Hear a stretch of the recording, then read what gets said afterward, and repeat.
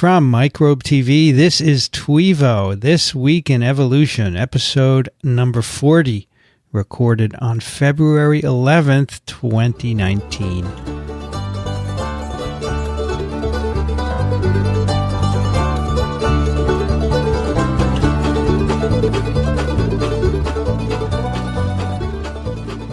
I'm Vincent Racaniello, and you're listening to the podcast on the biology behind what makes us tick. Joining me today from Salt Lake City, Utah, Nels LD. Hi there, from snow-capped LD Lab Studios. Nice. Yeah, we're in the middle of winter, and the snow has been coming, so it's been a good time. We just have 2 degrees Celsius and cloudy skies, nothing unusual here. I can't wait to get out of February because it's hard to pronounce, you know. No, true. Start turning the corner. Are you already dreaming of spring? Yeah, I like spring. It'll be here before we know it.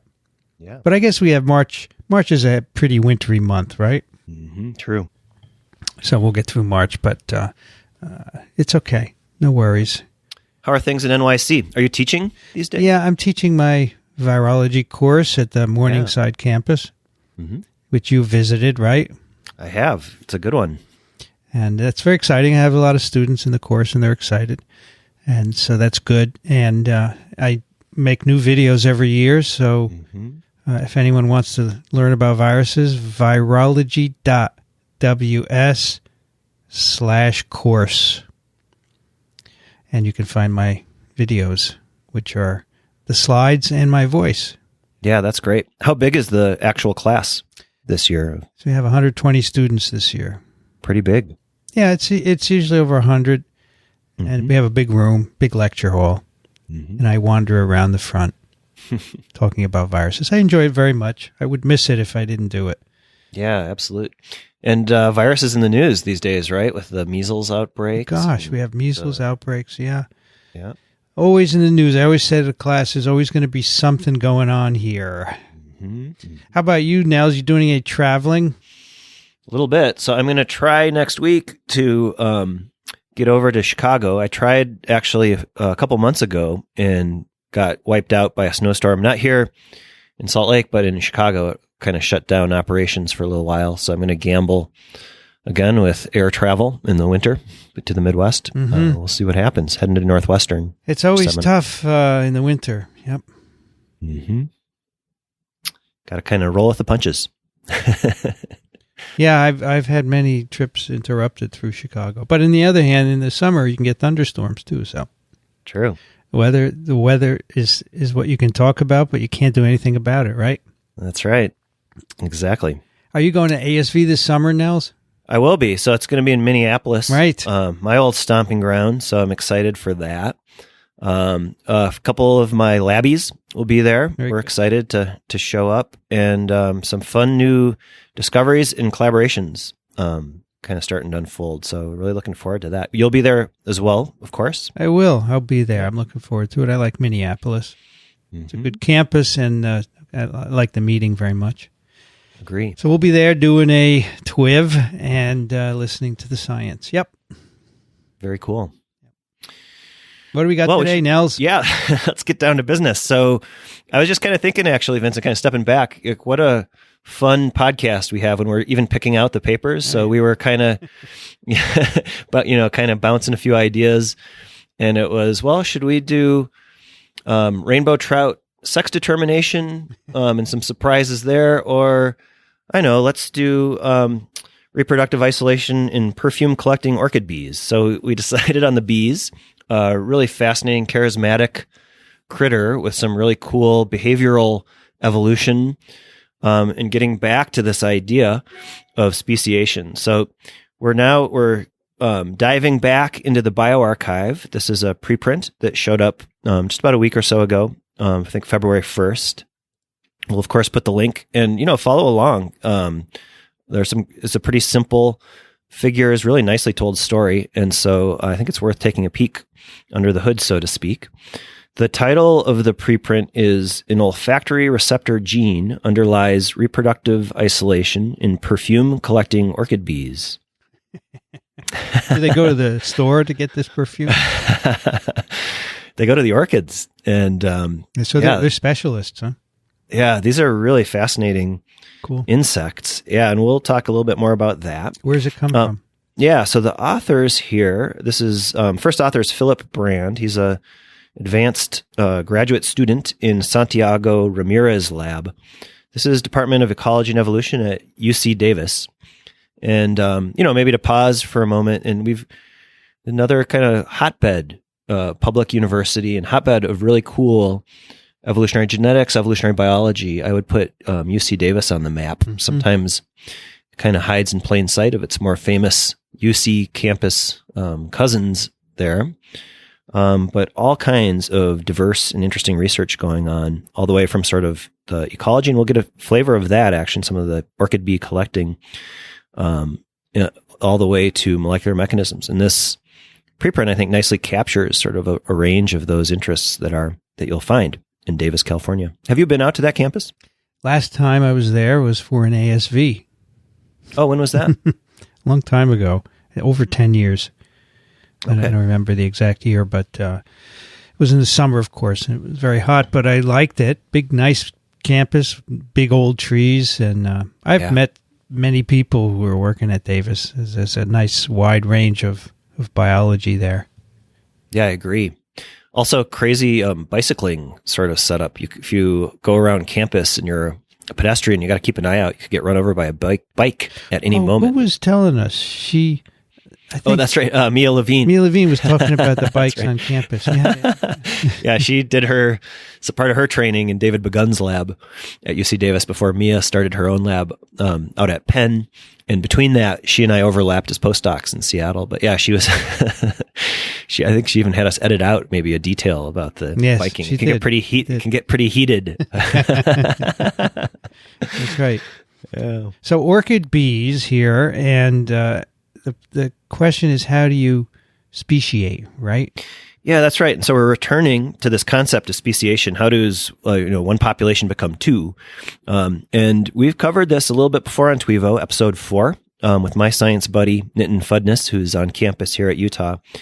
He reminded us that Charles Darwin called this the mystery of mysteries, how you go from one species to two species. And in the case of the Fudness lab and a lot of other labs, they're tackling this question with a lot of the tools of a genetic model system. Drosophila is sort of one of the major players in that field, and mostly thinking about so-called post-zygotic reproductive isolation. So that's after a mating event happens between two individuals, and then something goes wrong kind of in the genetics or the cell biology, and so you either end up with a offspring that's sterile or inviable. And so that's the so-called, so all of the first parts of mating go on just fine. It's the problems show up in terms of having viable fertile offspring in the later parts. Here, with the orchid bees, it's actually, the game is up before. They're just not, it's pre-mating or pre-zygotic reproductive isolation. They aren't even interested in closing the deal, so to speak, the males and females of the species that we'll be talking about today. So they say here, few studies have successfully linked specific genetic loci to reproductive barrier traits. So if it's pre-zygotic, what controls whether they're not even going to seal the deal, as you say? Yeah, that's the question. And so, that's, it's pretty obvious, I think, for a lot of species that are very distantly related, why they wouldn't mate. Just from, if we think about primates, for example, the idea of, like a gorilla and a spider monkey mating is, there are many barriers, both physically and just in terms of recognizing differences among species, et cetera, et cetera. It can go on. The list goes on for a long time. Here, though, Nels, sorry, let's say you have two species that are close in size, so it's not physically ridiculous. And they have some cues that say, nope, I'm not mating with that. But what if they did?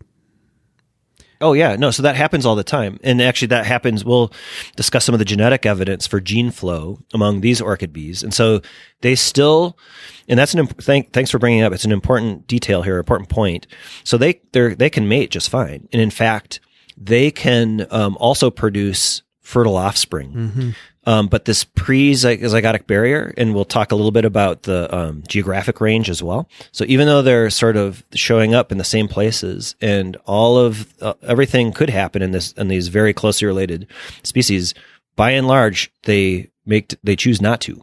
And so that's the question: is what is it just at that very early kind of barrier of making that mate choice? What is it that's, how does that work genetically? And how do you start to make those transitions? Again, kind of this mystery of mysteries. And that if they choose not to mate, is that good enough to be a species? Correct. So that's can start the whole process in motion. And so it erects a barrier. Exactly. It doesn't have to be a physical barrier. Just, yeah. And so that sort of tipping point, as you know, so certainly there'll be, for a single population, there'll be sort of a sort of mating going on.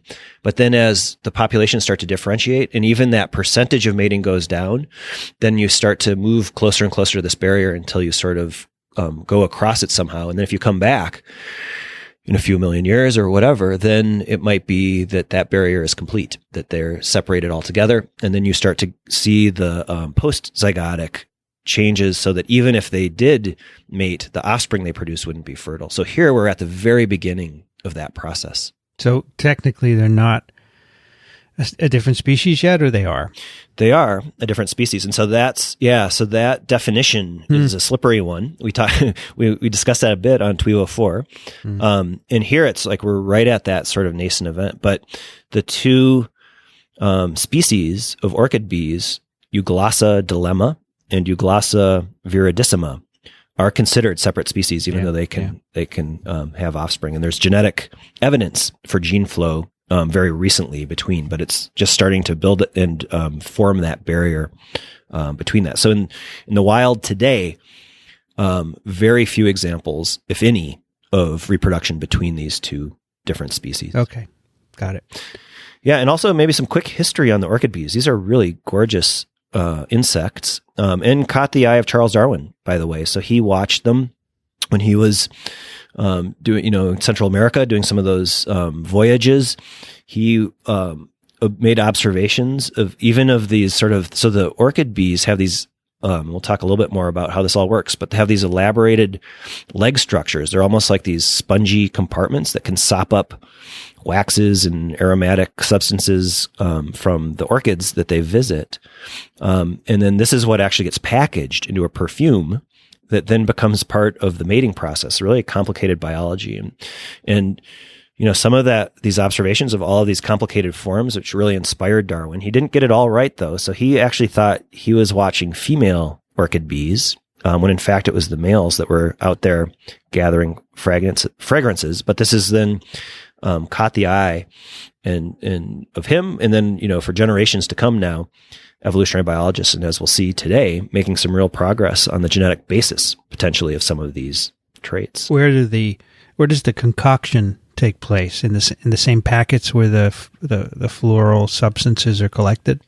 Yeah, good question. So I'll confess that my knowledge of orchid bee perfume construction or packaging is a little bit limited. But a lot of the orchids, there's also these gorgeous stories of coevolution between not just the male and female bees that we'll be focusing on, but also between the pollinators and the plants. And that's in fact sort of the major theme of Santiago Ramirez lab at Davis is the that relationship between the plants and the pollinators.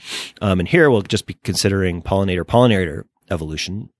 However, so it's a combination. So that, obviously the insects are visiting the orchids both for nutrition, so for food source, nectar, pollen related things like that. And then in that process, the way the morphology has evolved in the leg structures, they're also starting to pick up these other related substances that then become parts of the perfumes. Really fascinating. Yeah. Is this a perfume that I would be able to smell, or is it too subtle for us? Yeah, good question. I don't know. I'd be curious to try. Watch out, you get stung. Well, true. Yeah, you got to be careful what you wish for in that case. So they only collect these substances from orchids, right? Yeah, that's right. And that's all kind of co-evolved in this sort of tight fashion. And it's the males that are, so, obviously the males and females need food, but it's the males that have these specialized structures that then start to accumulate these compounds. So the males use these scents to attract females, right? Yeah, exactly. And they themselves are attracted to the scents. And then females in turn are attracted to specific scents that they're in the mate choice process. They're making decisions based on the perfumes that the males are presenting. Mm-hmm. Oh, so every male makes a slightly different perfume, I guess, right? That's the idea. Yeah. And in fact, that's what the study tackles right at the beginning. So first of all, actually, before they could analyze the perfumes and the potential differences between them and between species, first they went out to Central America and started sampling Euglossa and Viridissima. And so in figure 1, there's a really nice map that ranges from sort of southern Mexico into Costa Rica, down into Central America, and some color coding. So it's a really beautiful example also of this process. We kind of hinted at it a little bit before, but this idea of allopatry and sympatry among species that are differentiating. So sympatry is a sort of geographical co-localization. And there's in their figure, you can see sort of at the Mexican border, where you can find both species, Viridissima and Dilemma. And then there's also allopatry between them, where they're actually separated geographically. And so Dilemma is a more southern species, whereas Viridissima heads north kind of along the Pacific coast of Mexico and actually all the way through sort of the southern parts. So species don't have to be physically separate. Yeah, and yeah, exactly. And that will become a sort of an important part of the analysis, actually, the genetic analysis, is that even the ones that are sort of or have habitats in common, share the same geography, are still subject to the isolation and the differences that they measure and quantify. Mm. And that's sort of a classic part of evolutionary genetics, in particular, in thinking about speciations or species barriers. But isn't it the idea that even within these overlapping geographic areas, there must be some niches that are specific to each species, right? Or are they going to live next to each other on the same branch of a tree? Yeah, no. So that could play out in either way. I think in a strict sense, for sympatry, it's, are they actually making physical sort of contact or have that potential to do that? But you're right. You can imagine, like even though the geographical distribution of a worm that lives, say, a foot under the soil may never come into contact with a bird that, if that bird doesn't eat worms and hangs out at the top of trees, they may never come into contact. But yeah, the idea would be that contact is possible in a sympatric scenario. Right. Also a great picture of the orchid bee. It's cool. Yeah, really shiny. You can actually see on the back legs these compartments, the perfume bearing compartments. Iridescent blue-green, huh? Yeah. Yep. Really gorgeous. So that was kind of the first question. So when you look at these bees, the two species, Dilemma and Viridissima, they're both iridescent, kind of greenish blue. They look the same. They spent a little bit of time counting mandibles, so the mouth parts, to try to see if there were kind of reproducible differences between the species. They say that there's a slight difference in some of them, but that you can't type or identify a species based on any morphological feature, at least that the human eye can spot. I am kind of curious whether the bees look at each other and can tell a difference. That's always an interesting question, I think. But how did they speciate them to begin with, then?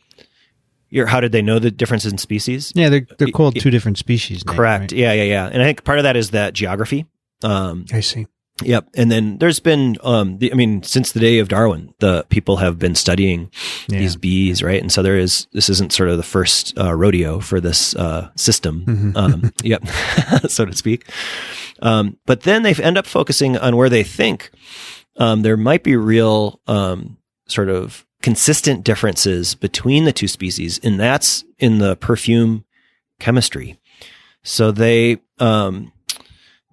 do what they call population level analysis of perfume chemistries. This involves obviously collecting the compounds from those leg structures on male bees that they sampled. And then they do gas chromatography and mass spec. And there's, as you might imagine, there's all kinds of compounds that they pull out of this. They kind of focus on two major differences between the two species. So there's a compound called HNDB, short for 2-hydroxy-6-nono-1,3 dienzyl benzaldehyde. Say that one 5 times fast. And you actually find that compound, I think it's more than half the chemistry or the compound in the perfume of E. dilemma, but missing from viridissima. And then sort of a complementary difference, a compound called L97, which is a lactone derivative of linoleic acid. These are things that have smells for sure. I think so, yeah. So these are aromatics. I don't know how we would perceive them. I'd love to try, actually. I'm curious. But that one is a little under half in the viridissima, but again, missing in dilemma. So they point out that that's a pretty major difference that from a sort of olfactory standpoint could really distinguish the two species, even though they look very similar, that association for the males or of those odors could really be a game changer, is the idea. Are these mass spec analyses done on the pouches themselves? Yeah, I believe so. So they're harvesting the compounds in a way, and then sending them through the gas chromatography, and then doing mass spec. And to say, it's not just that they kind of highlight or lift up those two compounds, but these are like complicated mixes of all kinds of stuff. And so they do something like principal components analysis to try to get a sense of like sort of the shared variation between the two, and show some evidence. I think this is in figure 2 of the preprint, that sort of, as when they color code where when you start to pull apart the data or kind of reanalyze it or interpret it, where you can see sort of what they propose as clear differences between whether that perfume was isolated from a dilemma or a viridissima orchid bee. There are many compounds here in these mixtures. Yeah, exactly. Right. I think that's going to be a little bit important, so in the end, we'll get into sort of what they're proposing as the genetic basis of how the bees, so first of all, how the male bees what they might be attracted to, which then would get packaged into their legs, and then what the females respond to. And so, working hypothesis might be that it is those major compounds, but they don't rule out that it's some combination, or that, you could imagine that it's not quantity, but quality. There could be something really strong in there kind of hiding out among all of the substances that are part of the distinct perfumes. I wonder how much, if you have major components like these two compounds, how much a minor component could make a difference, right? Mm-hmm. These seems like these two would be the ones that all the males have to get for their particular female of their species. And, then everything else may not matter as much. Who knows? Yeah, no, I agree. And especially, based on sort of the idea that they're really attracted to strong smelling compounds, you'd imagine then that they would spend most of their time kind of in contact with that. But whether something more minor could hitchhike along and then be interpreted different. There's all kinds of possibilities for how the females are interpreting. It's really, I think, a fascinating biological question. And I suppose people do experiments where they make mixtures, artificial mixtures, and they see what effects they would have, right? Yeah, that's right. And there's some crazy stuff that starts to emerge from this, not just the orchid bees, but there's some great work on mosquitoes and why they're attracted to humans. What are the human-specific scents that are attractive? One example is Lindy McBride. Her lab is at Princeton, doing a lot of cool work on this. I was just reading briefly last night about there's some insects that are attracted to, of all things, DDT, an insecticide. and are also resistant to it, and actually might be starting to collect it. You could imagine that could be almost like an offensive weapon potentially. But so all kinds of, what you're attracted to, the odorants you're attracted to are pretty varied. So they say that the chemistry is the only thing that lets you reliably identify the species. Yeah, at least if you're a human, that's right. Yes, of course. It's always from our If you're a scientist, I think it is always worthwhile to step back and consider that the way, in addition to the olfactory, the clear differences there that are most likely coming from these really different, distinct compounds that they're putting into their perfumes. But, the orchid bees themselves, they're using all kinds of perceptive tools or cues, and so I don't know if they can, if they might have visual things that are more subtle for our eyes to pick out that they're picking up. You could imagine a number of those of other factors that could be either reinforcing or also part of the story that are just harder to find. Mm-hmm. Yeah, that's good to. I guess it's implied in their statement, right? Mm-hmm. Yep. But obviously, given all of what's known about the sort of natural or the life histories or natural history, the ecology of the bees, this also makes sense as a major component given how females respond to male perfumes. And there have been all kinds of experiments doing that. And it's clearly that the females are attracted to the perfume of their own species. And so it's a clear sort of important or pivotal part of the mating choice decisions among the bee species. Okay, so that kind of covers the perfume analysis and making the case that sort of that they've used chemistry to really differentiate these things. So next, they wanted to look at can they associate genetic differences with both the perfume gathering by the males and the perfume judging by the females, as we're looking at this pre-mating isolation. So they'd already, collected hundreds of these bees from those 15 sampling sites that they outlined. And so they started genotyping. I think they did 230 or so males from the sampling.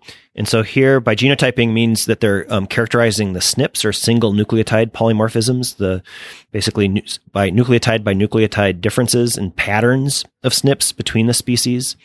And here's actually where having both the allopatric, the separated populations, but also the sympatric populations, allowed them to kind of really, make more incisive associations or observations. Because what they found was it didn't matter where you lived. If you were dilemma, you had one set of SNPs. If you were viridissima, you had a different set of SNPs, basically. And so it's not totally clean, and there is some complexity to that. So they actually do, again, sort of principal components to try to pull apart the genetic differentiation among the species. There's a nice sort of illustration of this. We're in figure 2. I think it's panel C.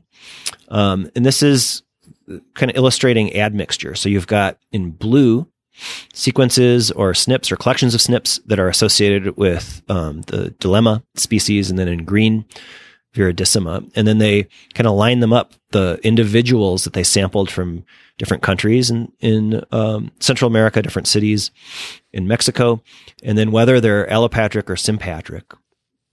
And in fact, there's two kind of populations within dilemma, the north and the southern, that also sort of divide. Those are shown in gray if it's north, and blue in south. And so what you can see in that figure is that even for the dilemma, there are some of these green bars that indicate some of the genetic introgression or admixture with viridissima. And so that is a good sign. That gets at that idea of gene flow, that these guys, if they did reproduce, there was a stage where they did actually interbreed, and you see sort of an echo of that in the SNP or genotype analysis that they do. Yep. But by and large, they're pretty separated out from each other. You can differentiate these populations genetically using this type of analysis. Okay, so that gets us then to starting to go from just defining the genetic differences to actually trying to narrow in or pinpoint, is there a genetic basis that they can associate with the perfume, collecting. So what are the males attracted to versus the perfume judging? What are the females attracted to when they're picking a mate? And so to do this, they moved from sort of the more kind of, almost 30,000 foot level SNP genotyping to do whole genome analysis.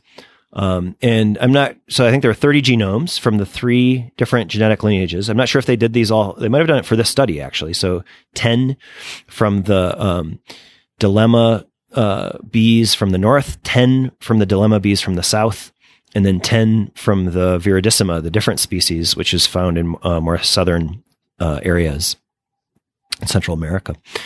So now they have, the luxury of being able to do genome-wide scans. So it's a more high resolution ability to apply some population genetics tools to try to pinpoint the regions that are different between the species.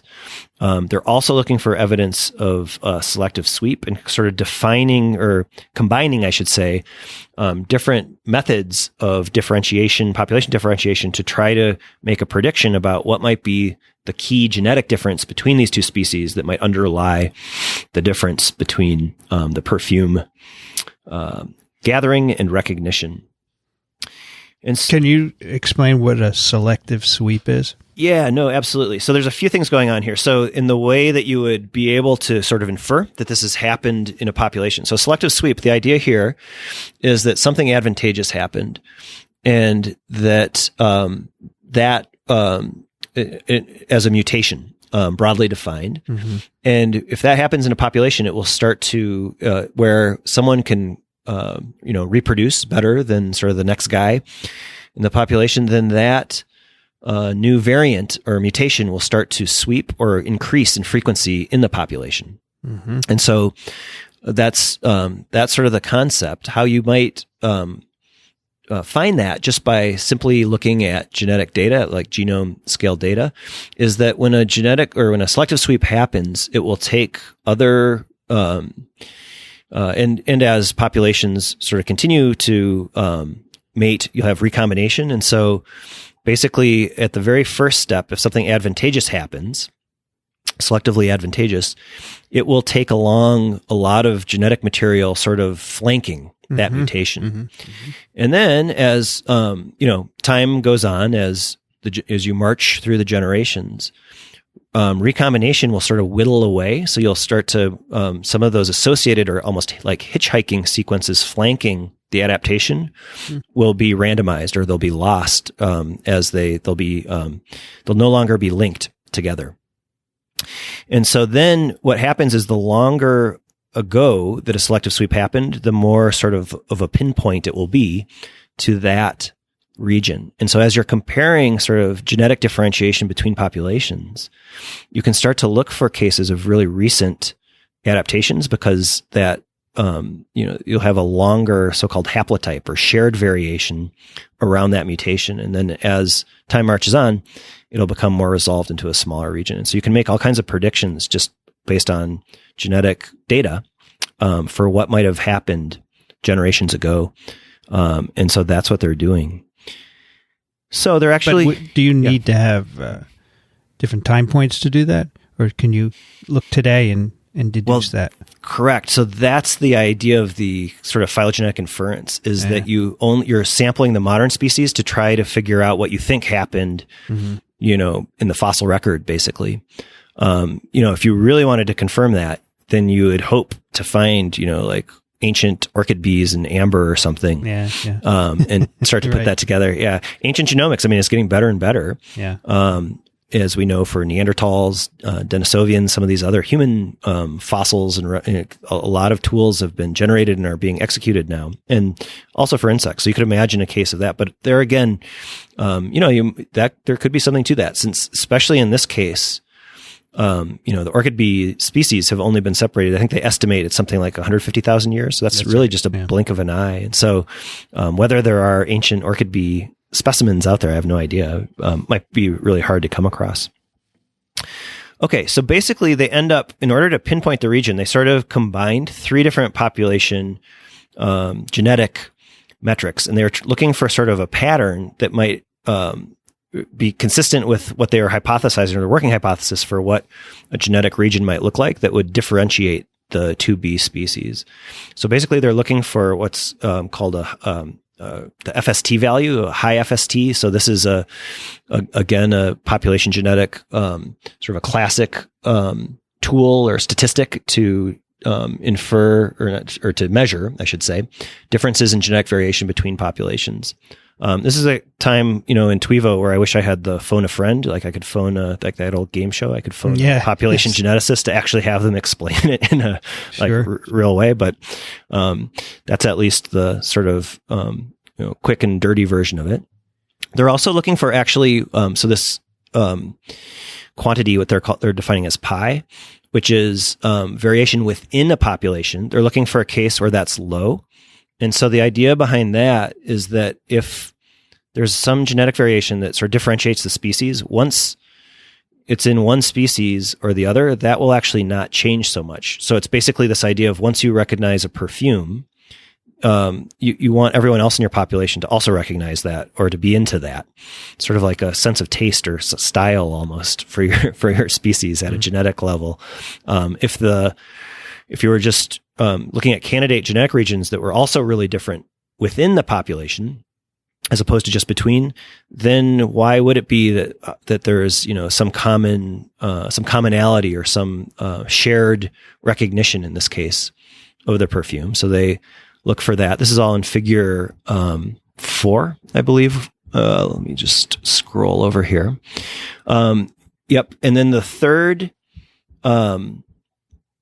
measure that they add into this is, again, that evidence of a sweep. So they would assume that there would be strong evidence for a sweep recently, meaning that you would have a region where there would be sort of a block or a haplotype that would be indicative of an event that was adaptive and then was sort of locked into place. And so when they line up those three things, they found a region in one of the chromosomes of the orchid bee genome that was actually pretty small. It was only, not so tiny. So I think that region encodes something like 40 or 50 genes.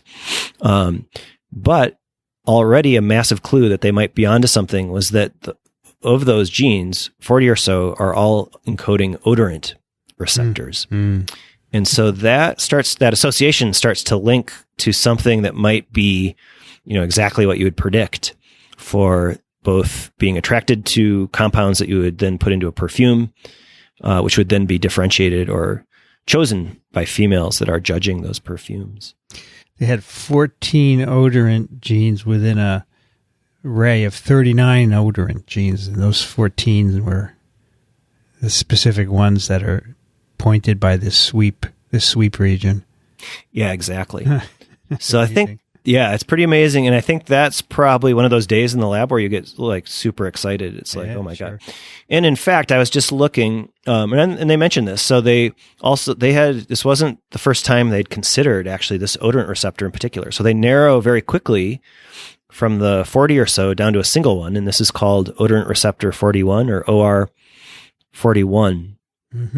They'd actually studied this before and noted that there's hundreds of odorant receptors, and this is a really rapidly evolving category of genes. And you can get expansions, contractions of the gene families. You get all kinds of mutations going on. We'll talk about this a bit kind of at the end. But they had already noted that OR41 was pretty remarkable for its rapid evolution. In this case, you're doing a broader phylogenetic survey and then measuring this ratio of the rates of the types of mutations or substitutions that are happening, the so-called DN-DS ratio. This is non-synonymous, so a point mutation that leads to an amino acid change is called non-synonymous versus synonymous changes. This is because of the degeneracy of the genetic code. There are also point mutations or changes in the DNA which don't change the amino acid. Several codons can encode the same amino acid. And so OR41 is pretty remarkable because it has rapid evolution between the orchid bee species. And so they're able, and this is, they show a small tree in figure 4b. They're actually able to judge where that rapid evolution has happened. And so the ancestral branch leading up to the modern dilemma individuals in the population, you have a big signal of positive selection. So it's basically compared to the ancestor, viridissima looks the same, and dilemma looks very different among the orchid bees in this region and for this gene. And this encodes a typical multi-pass transmembrane protein, right? Yeah, so we should talk a little bit about how odorant receptors work. So these are G-coupled, so-called G-coupled protein receptors. They bind, instead of protein ligands, they can bind compounds like aromatics coming out of the waxes, those two compounds that they highlight. They haven't tested that. We'll talk about this in a moment as well.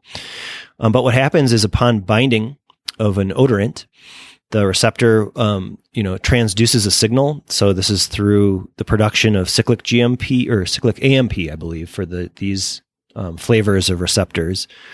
This kind of triggers a chain reaction in the cell that then causes an action potential to fire down a neuron and changes the activity in the brain that then is somehow interpreted in some way.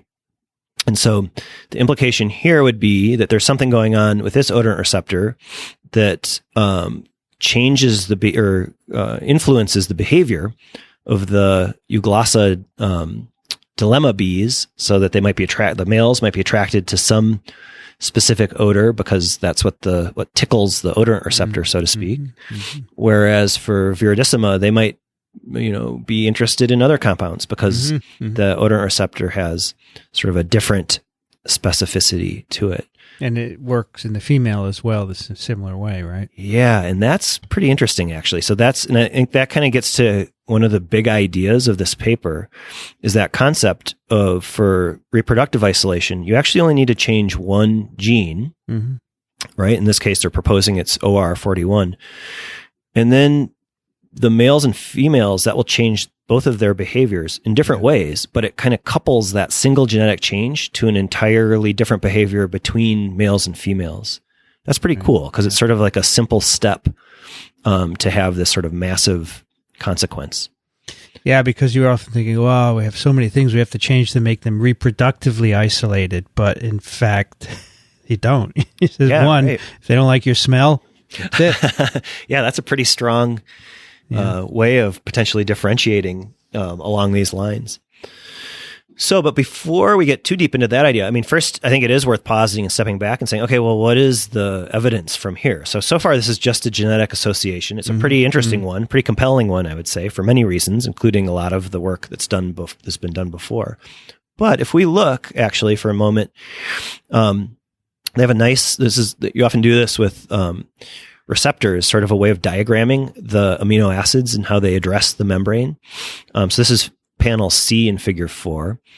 And so there's two lines. That's the membrane. The receptor is one of these so-called 7 transmembrane passing receptors. It has the amino acids go through the membrane. So you have parts of the protein that are extracellular, parts that are intracellular.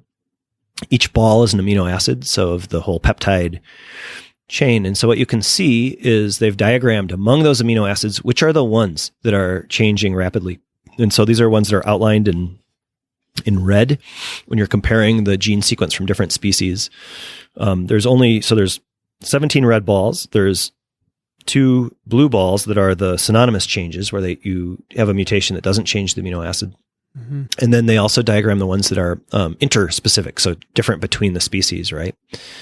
So immediately your eye is drawn to the fact that probably half or more of those changes are all in amino acid residues that are in the membrane. Yeah.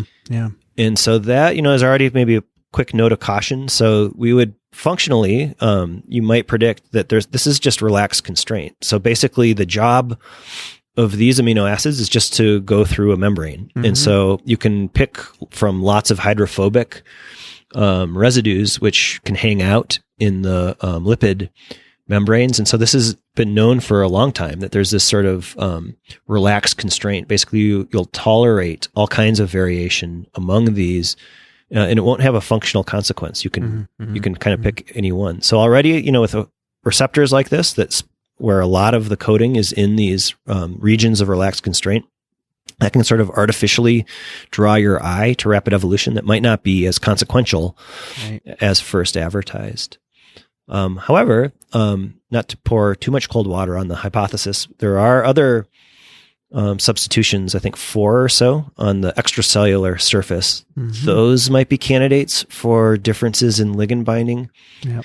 That's something you'd really want to test, right? To really kind of nail this idea. And so, the authors say this, I think I'm quoting here, future studies should focus on elucidating the binding properties of this receptor in each allelic variant. I think that's exactly right. I mean, there's only so much you can do. What are they going to look for binding to this, one of these major compounds, you think? Yeah, I think that would be a great starting spot, right?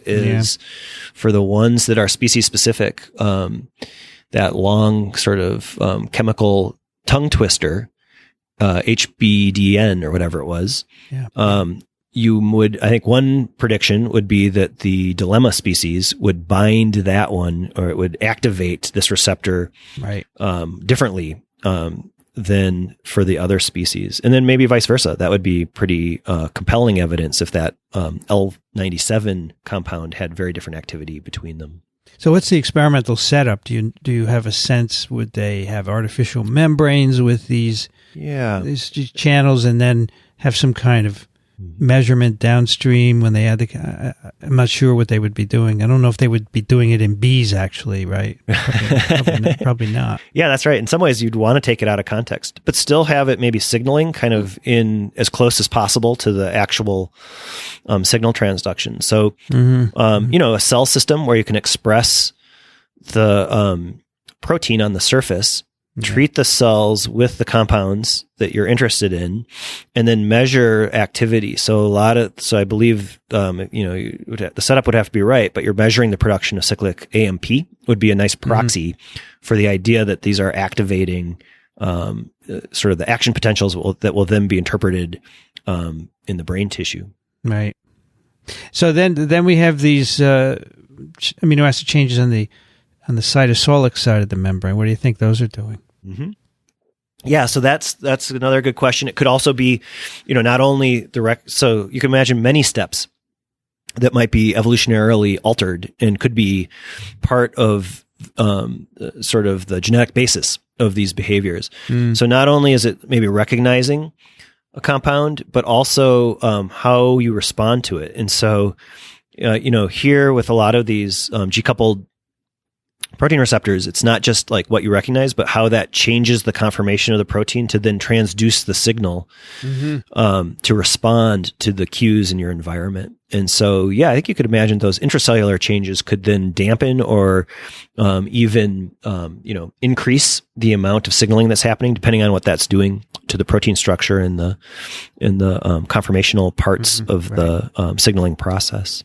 Mm-hmm. So these are some pretty hardcore molecular biology, electrophysiology experiments, right? And this lab may be not set up to do that. Yeah, no, absolutely. It's not. And I think it's actually a really interesting point. Is at what stage do you kind of report on all of your findings? And let's remember. So they first of all went out into the field in Central America, collected hundreds of bees, very closely cataloged that. They've done, a pretty sophisticated chemical analysis of the perfumes from these bees. They've also sequenced 30 plus genomes, done a lot of genotyping, a ton of population genetics to narrow to this receptor. And, I think it would be awesome and I'm sure they or others in future studies will attack that part of the question as well. But even then, you can start to think about other future directions, right? So how is it that the male brain interprets the signaling one way and the female does another way? So it's not that both males and females are out making perfumes. The males are the ones that do that. And it's not the males that are judging the perfumes. It's the females that do that. And so somehow there's also differences in the neurogenetics, in the neurobiology, in a sex differentiated way that comes into the story as well. So a really amazing scope of biology when you kind of put it all together like that. Probably something where they'd want to collaborate with a lab that does channel work, right? Mm-hmm. Just plug into your system, put in our 7 membrane protein, and we want to make these changes. Let's see what they do. Mm-hmm. That makes sense. Yeah. Yep. Definitely. And a nice illustration too. When we think about TWiEVO and sort of the topics that catch our eye, it's that whole sweep, right? From going out to nature to then doing really sophisticated biochemistry or electrophysiology or everything in between. And it's a tall order. And so this is another good reason, I think, to share these stories, compare notes, and hope that in the future that collaborative arrangements and cross training between disciplines will just continue to flourish as we both study and also start to understand these systems. Well, also that for the listeners, there are some listeners who would read a paper like this, but I would guess many would not. It's not in their field, or if they're not even in science, they wouldn't read any of it. So we're going to, we take care of them. We present a wide range. But for people who are focused on their field, for scientists, you can get exposed to other things through these shows. That's part of the beauty of it, I think. Yeah, I agree. And what a fun time to be able to perfect time to be doing this, right? I agree. Now, Nels, they say something here in the last paragraph. While genome-wide analyses often lack resolution to identify the genes that control barrier traits. Now, and then of course they go on to say we're able to do it, but they could have started with the genome-wide and said what is really different between these two species, and they might have pinpointed them to the same locus, right? Yeah, I agree. And in some ways, actually, it would, you almost, if you're kind of stepping back and looking at the whole picture, you'd kind of want to have that context. And I would say that's a little bit missing, at least from the kind of main presentation, which is how, so if we kind of combine as they did in figure 4A, when they combine sort of those, as they're marching across the chromosomes and they're looking at differentiation, yet within population similarity, and also for signs of a sweep, like how many regions of the genome actually sort of have that same combination. Yeah. They obviously are trying to focus our attention on the olfactory receptor, but yeah, I agree with you. It'd be really nice to know, like, is that pretty unusual? Are there other regions of the genome? We still haven't really put a nail into the coffin of the functional differences in the variation they track or pinpoint down to that odorant receptor. Are there other odorant receptors in the neighborhood? They're just, their signal gets them close, but not right on top of it. Are there hundreds of regions in the genome that sort of have this characteristic, but aren't odorant receptors? That isn't super obvious from this. Yeah, I think that would be an important consideration for what else could be going on. Now let's step back and say, all right, at one point, 150,000 years ago, all these orchid bees had the same odorant receptor and responded to the same perfume. Mm-hmm. So what was the driving force? So one day an individual makes a slightly different mix, and he happens to find a female that responds to it, and they go off, and that line becomes viridissima, right? Or probably, it might be the one that becomes dilemma. If OR41 is really the pivotal changes that they're for the case that they're making. So probably that was a random event, but it persisted, and that line endured. So what is the reason for that? Yeah, I love it. Great question. So, and that's a tough one and a great one. It could be a whole range of things, right? So it could be, first of all, it doesn't have to be adaptive. Actually, it could be, this is what happened, and here we are.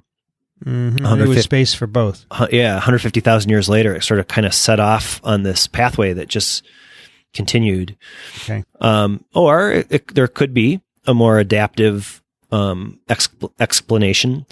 Somehow in the in the early mutations that happened, this changed the behavior in the bees, and it could just be for a while. It could just be the males. It might have nothing to do with mating, but that meant that basically the individuals in the population that had those early changes somehow did a little bit better. They had a few more offspring, and then maybe from there that's sort of a foothold, and then there's another mutation. All this again random, but then now something's going on in the female brain, and it says, oh wow, that means there's a male here that might be interesting. I think there is some, if we just kind of make some observations, this idea of sexual selection or mate choice, there's definitely good evidence for adaptive outcomes there. I'm thinking about like other really kind of visually striking cases, not just sort of odor striking cases. So like you remember the bowerbirds, these Australian birds, right? So the males build these elaborate nests. They might, they might find trash that's all like blue colored and then arrange it into this crazy, like almost like micro Stonehenge scenario to try to get females excited about like, why is it that building, like picking out blue plastic or orange, and then arranging it a certain way. Why is it that a female would be into that? All kinds of ideas about how, you can imagine that it sort of shows off the male's ability to, command resources. And as a female, you'd be willing to invest in 50% of your genetic material being intertwined with a male that was able to like make a really cool, bower or sort of altar to attract sure. mates. And so you can imagine a similar thing here, right? So if you're a really good perfume maker as a male, as that's interpreted by the female, then that you're starting to mix genetic backgrounds that are successful, and then that can get enforced. Sexual selection is a pretty strong selective force. I would say right up there in, or even slightly even more pivotal than things like host pathogen or host microbe interactions. These are life and death situations. If you mate with one individual over another, that determines whether those genes move on to the next generation or not. Yep. What do you make of the geographic separation? I mean, there is an overlap, but there are areas where one species is and not the other. And so is that related to this selection, or is it or could it be just coincidental as well?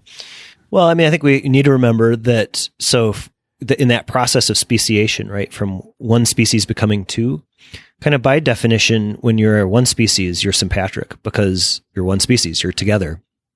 Then the idea is that things can unfold two different ways. So one of the very obvious ways to become reproductively isolated is physically. So you get into an allopatric scenario where you just don't have the option to mate because and that's going to very quickly differentiate. I mean, that's what's really interesting, I think, about this study is they actually kind of take that into account in their sampling. Those north and south, both the allopatry and sympatry, but also the north and south populations of the dilemma. And that might, come back in another 150,000 years. There might be three species here. The dilemma might split again. Maybe there's a third perfume that sort of arises between the north and south. Yeah. But that's what's interesting too, right? Is that even, and I just don't know enough about the system, but in other cases, as migrations wax and wane or change, you could imagine scenarios where one population splits into two because they're geographically isolated. But then if they are reunited, but it's been 100 million years or something, or less than that, but now they don't recognize each other, right? And so then you can have two species overlapping. And so there's kind of, it's kind of unfold in a lot of different ways.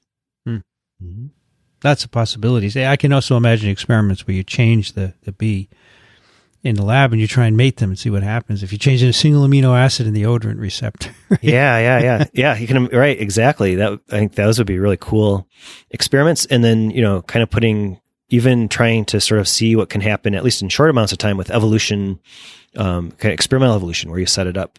Yeah. I don't know about these bees. There are some really cool cases of guppies in Central America where basically, depending on the pool that you find these guppies, they can be the same species. But they might be in a pond or a pool where there's a lot of predators or very few predators. And if there's very few predators, one of the patterns that emerges is that the male guppies get super colorful. Yeah, right. Right. And then if you're around a lot of predators, actually the males are pretty drab. And so there's this sort of, cool intermingling of both predator-prey relationships and the life and death that can unfold there under natural selection versus the sexual selection and mate choice again. And so there are some ongoing studies of actually taking and swapping individuals between different pools, or setting up experimental ponds, and then seeing how does this process unfold? How long does it take?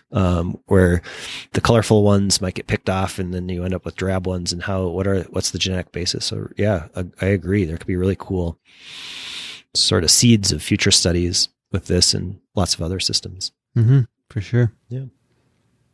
Great stuff. Yeah, pretty fun. Love it. Nice paper. Yeah, agreed. All right. Should we move into our science picks of the week? That sounds like a good idea. Fantastic. Well, I couldn't get off the orchid bees this time. I've got a link. It's a few years old, but it's a short article in the magazine Wired, under a section they call Nature Zen.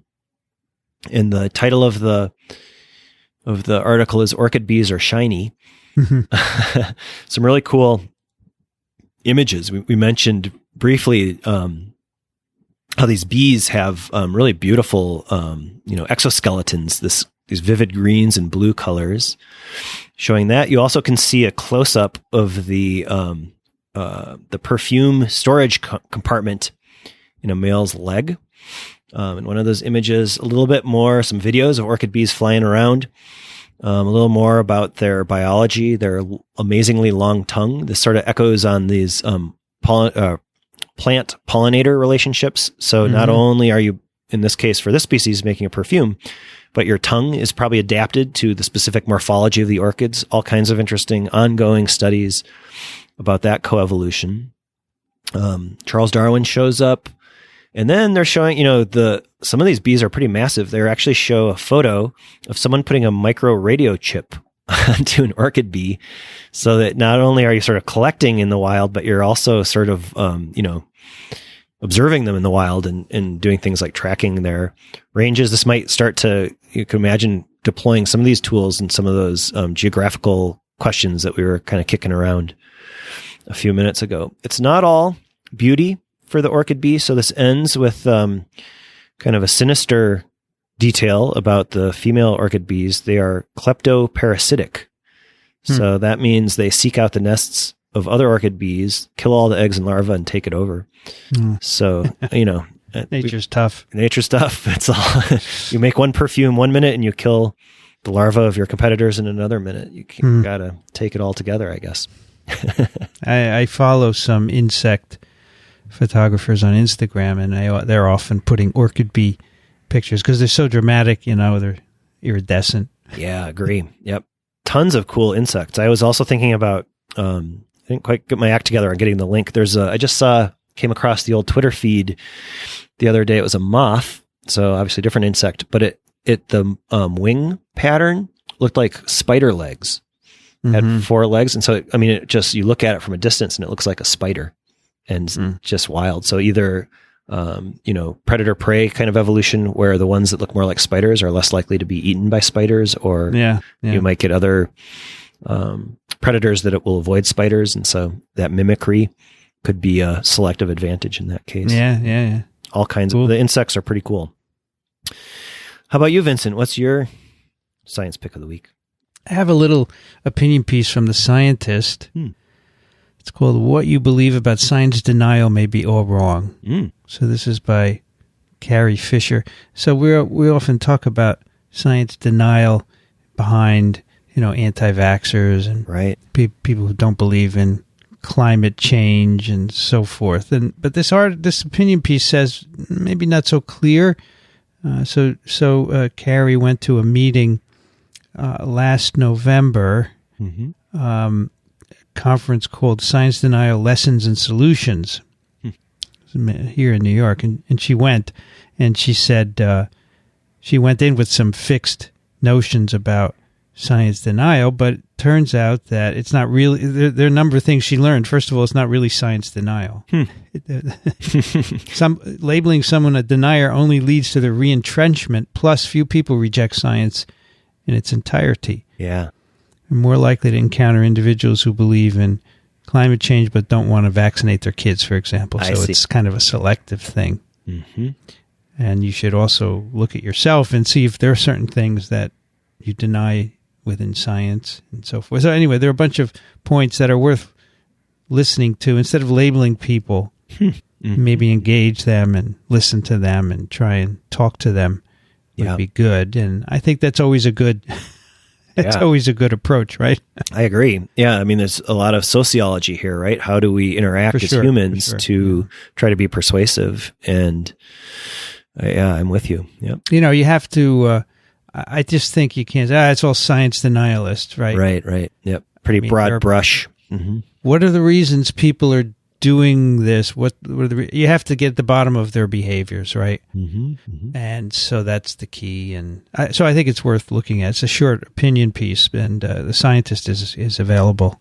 You can get it. You don't have to have any subscription or anything. So it's worth reading, worth looking at. Yep, all kinds of topics, right? Where this is really more and more important. And so, any kind of way of trying to make some progress, I'm with you. Yeah. And, you don't have to be a socialist, not a socialist, a social scientist to think about these things. Yeah. Someone left a comment on one of my YouTube videos. So I did in my course from last year, there's an AIDS lecture. I talk about people who refuse to take antiretrovirals, right? Someone left a comment. So you should stay away from that because you're not a sociologist. You're a microbiologist. Well, and that's part of the thing here. You can't compartmentalize yourself. You should be able to think about things in different areas. Right? I'm not a sociologist, but I understand if people don't want to take an antiretroviral, that's a fact. I don't have to be a social scientist to recognize that. Right? No, that's right. And it's an important conversation to have. Yeah. And certainly, I guess, I would say what doesn't work, at least in my experience or observations, is that if you just say, oh, well, I'm a scientist, I'm the expert in this, you should just believe me. Yeah, well, that good. Seems, that will just immediately kind of shut everything down. I sometimes wonder about, one of the great things about sort of the success of science in just, if we look at the number of practicing scientists or just even science courses, science education, all the information that's now available to everyone, is that in some ways we've really democratized science, like all of that. And I think in good ways, invited people to join that conversation, whether you have a PhD or not. That does create some new problems, though, I think, as well, which sort of, I think, touches into this space, which is, I think that there's almost this intuitive sense of, well, if I see it, I believe it, and I'm kind of taking a scientific approach. But as we know, a lot of our time is spent weighing information, weighing data, where it's not necessarily the intuitive thing that's right. It could actually be totally counterintuitive, and our eyes can kind of fool us. If I want to even try to tie it back to the orchid bees, we could stare at these two species and say, oh, well, to my eyes, they look exactly the same. And yet, because they're, making different perfumes, this is changing the sort of course of these as populations and as separate species. Our eyes can't see that. We have to go deeper. And sometimes our eyes will fool us. Well, as you said, there may be visual things that we're not picking up that are important there too, right? Yeah. And it's buried in the genetics. We can't tease it out. Oh, yeah, definitely. Yeah. So even like you just keep peeling the layers of the onion of complexity. But that's the deeper you go, the harder it is to convey those ideas in a way that's sort of digestible and understandable. And especially in cases where it sort of goes against your intuition. If it's snowing like crazy, you might think, oh, there's no global warming or climate change. And yet that's, I won't go too far down that pathway. Well, I find that when you engage with people who haven't spent their whole life in science, you often get interesting questions that you didn't think of. Definitely. Worth listening to and saying, yeah, that's cool. Here's what we know. And I agree with you, though. You don't want to ever take the high ground and say, I'm a scientist. I know what I'm talking about. That does zero good. Yep. And so you see that on Twitter all the time. People say, I'm an expert. I know this. Okay.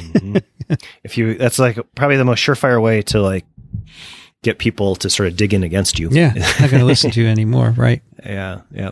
But at the same time, how it's a real balancing act because, for the insights that like whatever the scientific pursuit is to gain even, in advance, that can take years of time and effort of training, everything else. And the only way to like totally convey that would be to do the same process again for someone to demonstrate it. And yet we just don't have the time. Yep. And so finding that balance to be persuasive or to convey the certainty, the uncertainty, and why it's an advance. These are real challenges. For sure. Yep. Yeah. Yep. Well, that is TWiEVO number 40. 40. Wow. Yeah. That's a lot of TWiEVOs. A lot of TWiEVOs. That's great. And you can find them at Apple Podcasts, microbe.tv/TWiEVO, lots of places. If you play TWiEVO on an app on your phone or tablet, please subscribe so we get an idea of how many people are listening. That helps us a lot.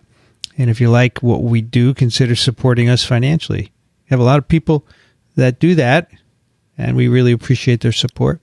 Yeah, I really appreciate it. And we'd love to have you join us. And you could do that at microbe.tv/contribute. You could do Patreon. You could do PayPal and a couple of other ways. You can do that as well. And, of course, questions and comments, TWiEVO at microbe.tv. Nels Eldey can be found at cellvolution.org. And over on Twitter, he's L. Earlybird. Good to talk with you again, Nels. Yeah, you too, Vincent. Happy February. Good luck in the last several weeks of your virology class. I'm Vincent Racaniello. You can find me at virology.ws. Music on TWiEVO is by Trampled by Turtles. They're at trampledbyturtles.com. You've been listening to This Week in Evolution, the podcast on the biology behind what makes us tick. Thanks for joining us. We'll be back next month. Until then, be curious.